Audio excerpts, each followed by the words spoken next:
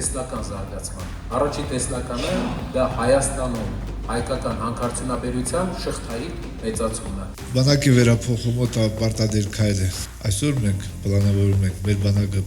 փոխել։ Աստված մեզ տվել է հումք, էժան հումք, որ մենք կարողանանք դա օգտագործենք մեր ապրանքների մեջ։ Հիմիկվա իշխանությունների վերած փոփոխությունը նենցա որ հակառակորդը ամեն անգամ ավելի է մոտենում։ Ուժեղ բանակը բերում է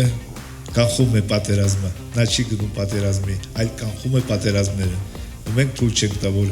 մեր դեմ սրանից հետո ոտնձգություններ կատարվեն։ Ունենալով բոլոր հնարավորությունները Կարապետյանը մտել այս թեմայի մեջ, գումարի որևէ բանի կարիք չունենալով, մեկ-մեկ պետք է կողք նայենք ու մի քիչ ուրիշ մասշտաբով նայենք մեր երկրին։ Ունենալու ենք ժամանակակից տեխնոլոգիաներով,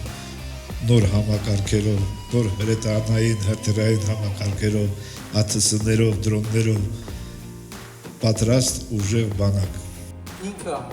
ունի մասշտաբային տեսլական, ինչը որ մենք տեսնում ենք այս մեծության, մեր տարածաշրջանային, ինքը միջազգային, համաշխարհային մեծության ուժում կա։ Ուրիշ մարդ չէր կարող Հայաստանում փոփոխություններ բերել։ Եթե բերեին, մենք ուրախ կլինեինք, կպաշտպանեինք այդ մարդուն։